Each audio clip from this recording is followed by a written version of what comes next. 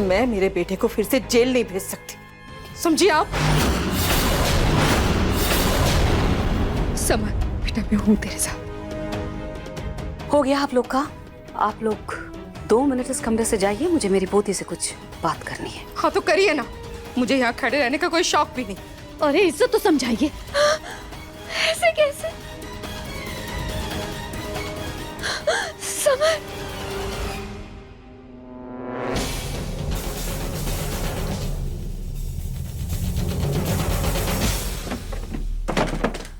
दादी, ये क्या भूत सवार हो गया है आपके अंदर? क्यों जबरदस्ती आप मेरा सामान यहाँ जमा रही है जब मुझे समर के साथ नहीं रहना है इस कमरे में? वारी लड़की, कमाल है तू, और कमाल है तेरा प्यार। वैसे तो तू इतनी फिक्र करती है समर दामाद जी की, इतनी फिक्र करती है कि समर दामाद जी की बेल करा दी, और जब अपना हक लेने की बारी आई तो अपने कदम पीछे कर लिए तूने। उसकी बेल करवा के यहाँ इस घर में आके इस कमरे में तमाशा कर रही है कि मुझे यहाँ समर के साथ नहीं रहना है। दादी, मैं इस घर में सिर्फ और सिर्फ रूही के लिए आई, समर के लिए नहीं। और मैंने इसीलिए समर की बेल करवाई थी ताकि मैं इस घर में रहकर रूही का ध्यान रख सकूं, बस इसलिए। मेरी बात सुन, रूही कितनी तकलीफ में है, मुझे इससे कोई वास्ता नहीं है, कोई लेना देना नहीं है। मुझे फिक्र तेरी है, मुझे मतलब तेरी जिंदगी से, समझ रही है तू? और तुझे क्या लगता है तेरी दादी हूं मैं? ये रंग रोगन किए हुए बाल धूप में सफेद नहीं किए मैंने, सारा पढ़ रखा है मैंने तुझे। इसलिए मुझसे कुछ छुपाने की कोशिश मत करना, क्योंकि मैं अच्छी तरह से जानती हूं कि इस घर में आने से पहले तूने समर दामाद जी के बेल पेपर्स पर साइन किए थे।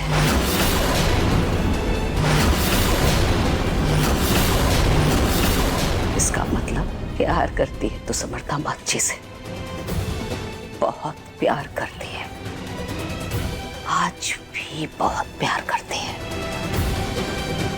और तेरे प्यार को उसका हक मिले, इसके लिए जो बन पड़ेगा करूंगी मैं तुझे तेरा हक दिलाकर रहूंगी जूही।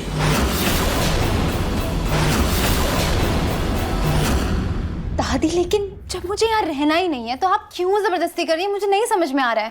जबरदस्ती तू क्यों आई थी इस घर में? पूछा था क्या मुझसे एक बार भी कि मुझे हाँ आना है? जब जबरदस्ती तू आई है तो अब मायके वापस जाने के बारे में मत सोच।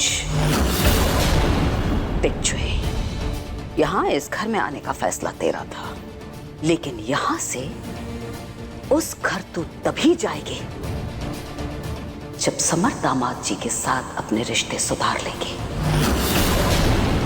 ये फैसला है मेरा। और सुन, जो गरजते हैं ना वो बरसते नहीं हैं, इसलिए ये गोइंकास की गीदड़ भपकियों से डरने की कोई जरूरत नहीं है तुझे। अरे बोलने दे, जब बोलते हैं वो। अरे मेरी पोती है तू, यहाँ रख, यहाँ रह, क्योंकि ये हक है तेरा। और रही उस रूही की बात, तो उसके बारे में ज्यादा फिक्र करने की जरूरत नहीं है। तुझे सिर्फ इस वक्त फिक्र करनी है तो अपनी जिंदगी की, और अपने और समर दामाद जी के रिश्ते के बारे में सोचना है, उसे सुधारने के बारे में सोचना है।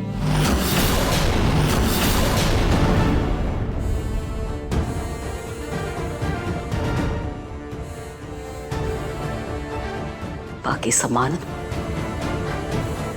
अलमारी में लगा लेना।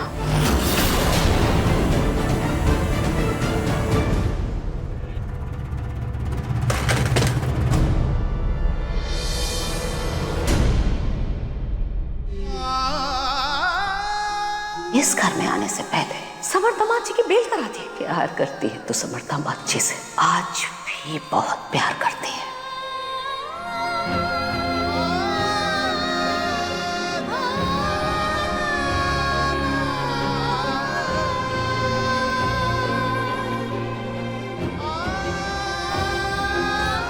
मुझे माफ कीजिएगा समर दामाद जी, आपसे बिना पूछे मैं जूही को यहाँ आपके कमरे में लिया, लेकिन जूही पत्नी है आपकी, हक है उसका इस कमरे पर, आप पर। मैं मानती हूँ मेरा तरीका गलत था, लेकिन मेरा इरादा नहीं सकता माँ जी। जूही मेरी पोती है और मैं इस उम्र में क्या चाहूंगी, बस यही कि जब मैं ऊपर जाऊं तो अपने बेटे निहार को अपना चेहरा दिखा पाऊं, मैं उसे हक से बता पाऊं कि मैंने उसकी बेटी का घर बसा दिया, मैंने अपनी जिम्मेदारी निभाई। इसके सिवा मेरी कोई और इच्छा नहीं है समर्था जी। आपका ये मुरझाया हुआ चेहरा, ये उदास आंखें, साफ नजर आ रहा है इन आंखों में कि आपके दिल में अपनी नई दुल्हन के लिए कोई जगह नहीं है। आप अभी भी मेरी जूही से प्यार करते हैं, दिलो जान से प्यार करते हैं उससे। समर्था माँ जी, ये एक मौका है जो आपको मिला है अपने प्यार को फिर से पाने का, अपनी जिंदगी को एक बार और संवारने का। आप अपने प्यार को, अपने इस रिश्ते को एक मौका और दें, बस यही विनती है मेरी।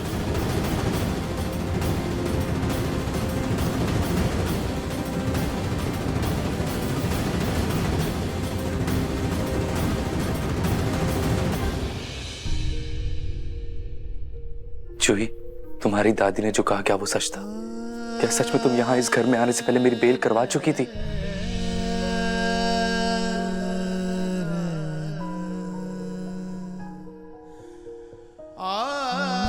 तो और क्या करती समर?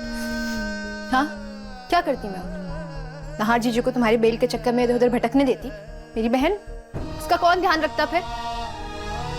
ऐसे भी तुम्हारी मम्मी और दादी कोई कसर छोड़ती है क्या उसे ताने देने में? इसलिए मैंने तुम्हारी बेल करवाई। किसी गलतफहमी में मत रहना तुम। हाँ, और एक और बात, मैं इस कमरे में सिर्फ और सिर्फ दादी के कहने पर रह रही हूँ।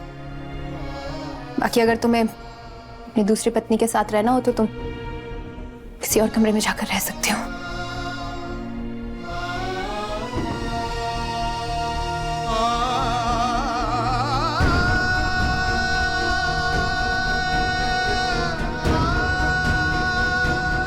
कभी कभी मुझे लगता है जूही कि तुम एक खुली किताब हो जिसे मैं पढ़ सकता हूं, और कभी कभी ऐसा लगता है कि तुम वो उलझी हुई पहेली हो जिसे मैं आज तक सुलझा नहीं पाया। समझ लिया था कि तुम कब अपने दिल का हाल मुझसे बयां करोगी।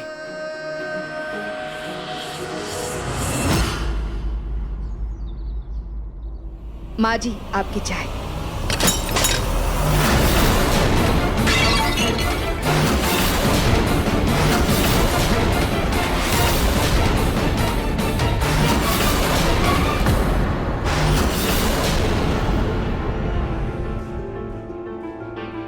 रूही, ये क्या है? सॉरी मम्मी जी, रूहान बॉल से खेल रहा था और गलती से बॉल छूटकर गिर गई और आपके हाथ में लग गई। बेटा, इतनी जोर से बॉल नहीं फेंकते ना, देखो पूरी चाय गिर गई। अच्छा चलो, आप धीरे से बॉल फेंक कर दिखाओ।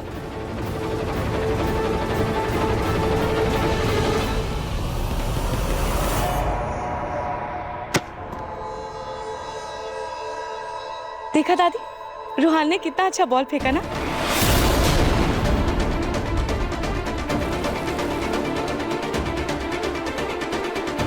जूही, तुम यहाँ अपनी बहन का ख्याल रखने आई हो या फिर घर पर कब्जा जमाने? वैसे भी तुमने समर के कमरे में तो कब्जा जमा ही लिया है, और यहाँ तुम्हारी बहन ये नुकसान कर रही है। अभी अगर सोनी का हाथ जल जाता तो कौन जिम्मेदार होता? कल इस जूही के भेस में टेडी बेयर को गिरा के कुछ हासिल नहीं हुआ, कुछ और करना पड़ेगा। लेकिन इस जूही को तो इस घर से मैं निकाल के रहूंगी। सॉरी दादी, मैं रूही को बाहर लेकर जाती हूँ। सॉरी।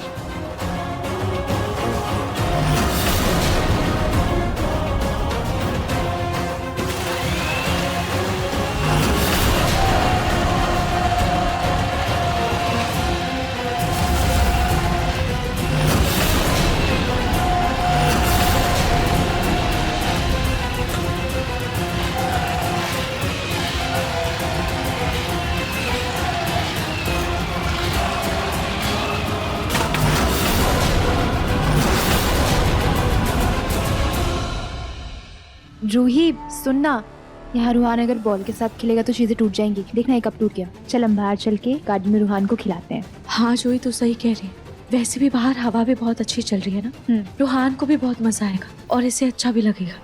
चलो बेटा चलते हैं।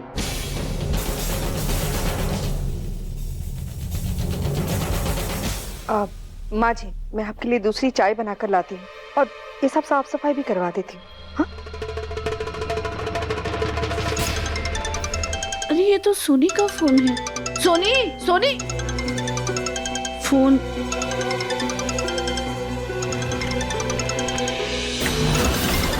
हे भगवान, क्या अटक गया?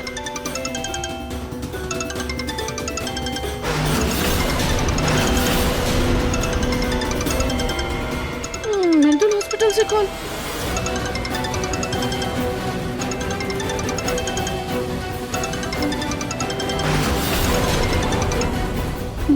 ये लोग दोबारा फोन करेंगे। नहीं नहीं नहीं, मैं ये नंबर ब्लॉक कर देती हूँ।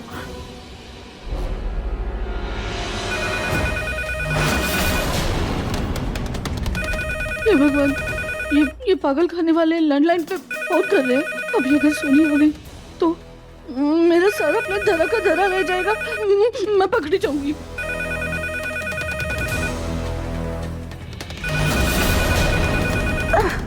ये प्लास्टर की वजह से झुका भी नहीं जाता। क्या करूं?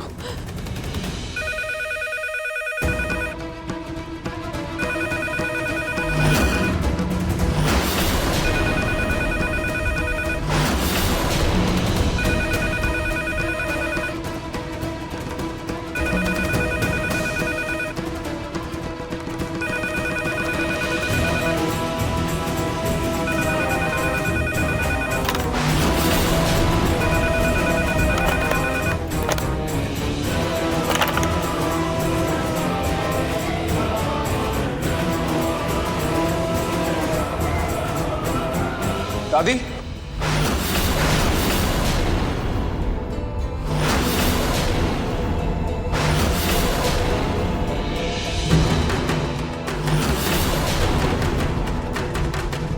दादी आपने रूही को देखा है क्या? वो हाँ, वो रूही को लेकर बाहर गार्डन में गई है। अच्छा। नाहर, रूही की दिमागी हालत दिन ब दिन और खराब होती जा रही है। उसका पागलपन बढ़ता जा रहा है। अगर जल्दी कुछ नहीं किया ना तो बहुत बड़ी मुसीबत हो जाएगी। हाँ हाँ दादी, मैं डॉक्टर से बात करता हूँ। नाहर बेटा, ये यहाँ व्हीलचेयर में कुछ अटक गया है, जरा निकाल दो ना। एक सेकंड दादी।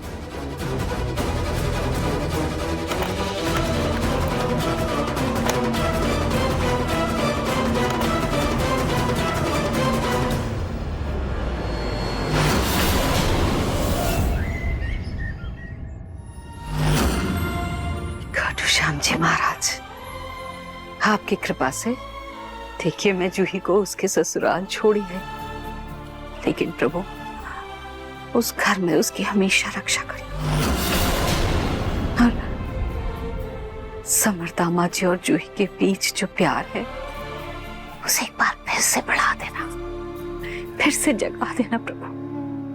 बस इतनी कृपा करो। ये आप क्या कह रही हैं पूनम? जूही अपने ससुराल चली गई? हाँ प्रतीक के पापा, जूही को मैं उसके ससुराल छोड़ाई, अब वो वहीं रहेगी।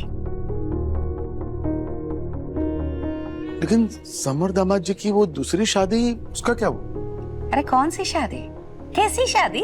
न तलाक का कोई सबूत है उनके पास और न शादी का। आपको पता है प्रतीक के पापा, मैं पुलिस लेकर के गई थी उनके घर। कुछ नहीं है उनके पास और कुछ कर भी नहीं सकते। हम आप मुझे बिना बताए वहां पुलिस लेकर चली गई? हाँ तो अगर आपको बता के जाती तो क्या हो जाता?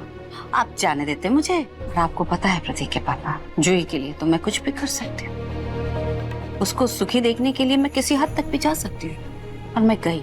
लेकिन वो दूसरी लड़की, वो कैसे मान गई? अरे वो दूसरी लड़की कोई और चारा है उसके पास? अगर नहीं मानेगी तो क्या करेगी? बस ज्यादा 3-5 किया ना उसने तो उससे तो मैं निपट लूंगी, आप उसकी टेंशन मत लीजिए। बस मेरी जूही उस घर में खुश रहे, यही चाहती हूँ। चलिए, अच्छा हुआ। वैसे आप वहां रूही से मिली या नहीं? हाँ, कैसी है वो? और उसका बच्चा जो खो गया था, मुझे बड़ी चिंता होती है हमारे परनाती की। प्रतीक के पापा, मतलब कितनी चिंता कर सकते हैं आप? हाँ, कौन सा परनाती, कैसा परनाती? इतनी टेंशन नहीं ले सकती मैं, हद है। रुचिता कचरे के डब्बे से न जाने कहां सड़क से एक बच्ची उठा कर ले आई, हमारे गले बांध दिया। और वही पोती बच्चा लाकर कहती है इसे परनाती मानो, और हम मान ले। देखिए प्रतीक के पापा, मैं आपको बता दूं साफ बात, मुझे ना मेरे लाडे साके और जूही की बहुत चिंता है। मैं एक और टेंशन नहीं पाल सकती ना, मुझसे नहीं होगा। मैं पूनम से क्या ही बात करूं, उनका तो रूही को लेकर के एक ही रात आ रहा है। मैं खुद बाद में रूही से ही बात करूंगा।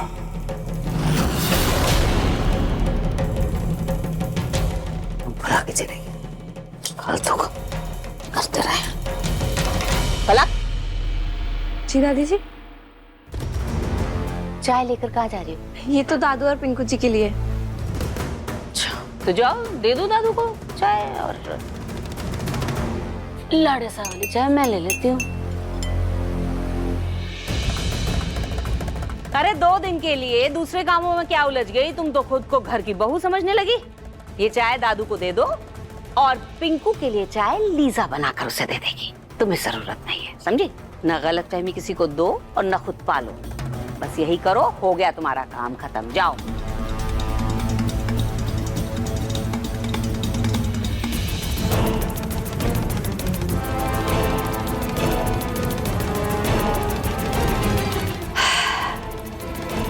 जूही का घर तो बसा दिया, अब जल्दी से मुझे लाड़े सा के लिए भी कुछ करना पड़ेगा, कुछ तो सोचना पड़ेगा।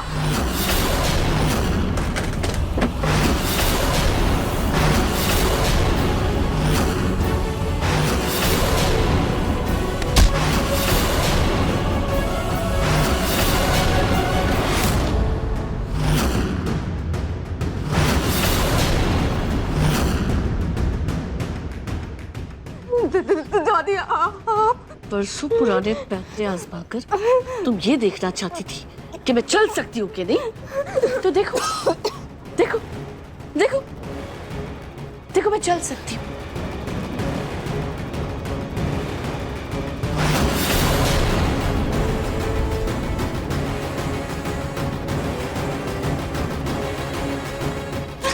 तुम खुद को बहुत चालाक समझती हो ना? जिस स्कूल में तुम पढ़ रही हो ना, उस स्कूल की मैं प्रिंसिपल रह चुकी हूँ।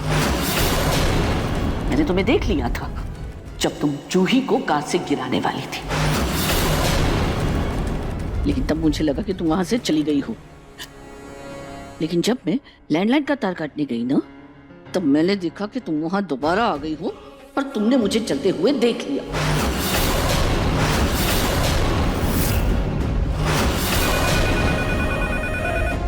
कार तो ले लो।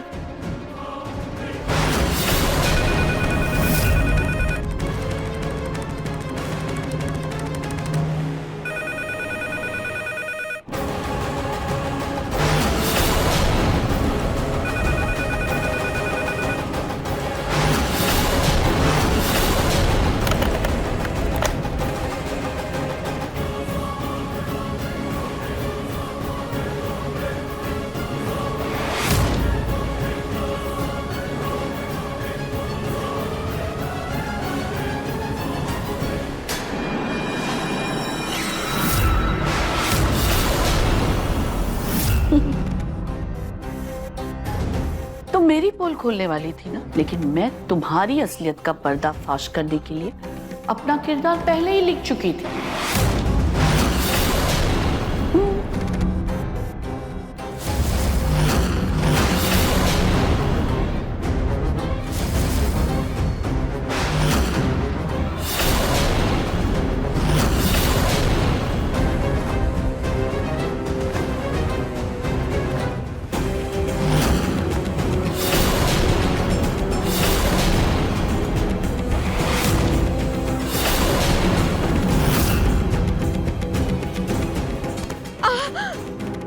मेरे कमरे में कैमरा लगा के सबके सामने असलियत लाना चाहती थी मेरी? सबको ये बताना चाहती थी कि मैं जल सकती हूँ? नहीं दादी, ऐसा कुछ नहीं है। मैं तो बस सच्चाई जानना चाहती थी और एक बात कहना चाहती थी। क्या? दादी, आपका राज जानकर मैं आपको डराना धमकाना नहीं चाहती थी, तो बस आपको एक बात कहना चाहती थी। हमारे दुश्मन एक ही है, रूही जूही।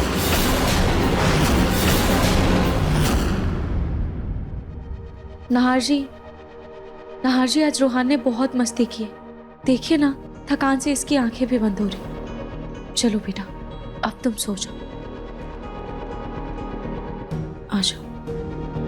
हाँ रूही, रूहान बहुत थक गया है और तुम भी काफी थकी थकी लग रही हो। ऐसा करो, पहले रूहान को सुला दो और फिर तुम भी सो जाओ।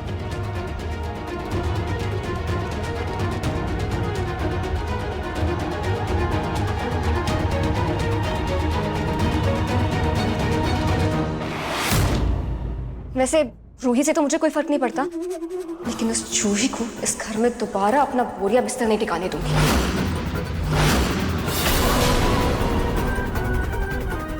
तो क्यों ना हम दोनों हाथ मिला लें और एक साथ मिलकर इन बहनों पर वार करें।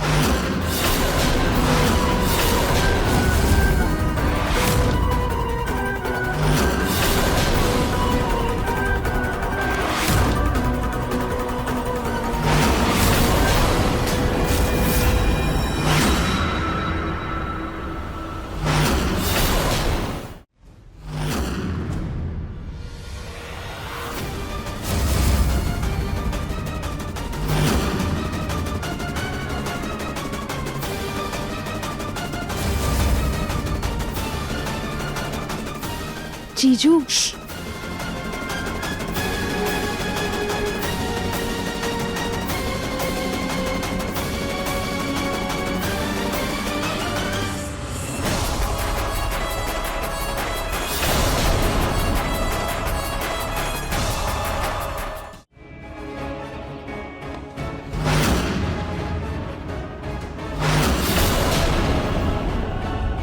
जीजू, अभी ये क्या कर रहे हैं? जूही, अब बस बहुत हो गया। अभी इसी वक्त में इस टेडी की कहानी खत्म करूंगा।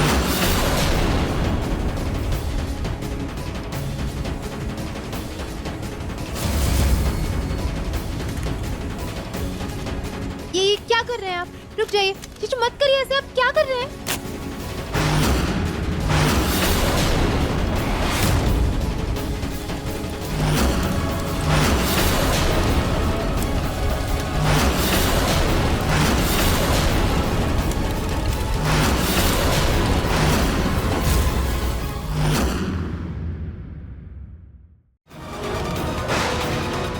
टेडी बियर तो मैंने जला दिया था, फिर ये वापस कहां से आ गया? एक पल के लिए भी तुमने मेरे प्लान पर भरोसा नहीं किया। जीजू, ये आप क्या कह रहे हैं? मुझे कुछ समझ नहीं आ रहा है। खुद देख लो अपनी आंखों से। टॉय शॉप का बिल है जहाँ से तुमने ये टेडी वापस खरीदा। टेडी बियर तो मैंने रूही को दिया ही नहीं, फिर इसके पास कैसे आया?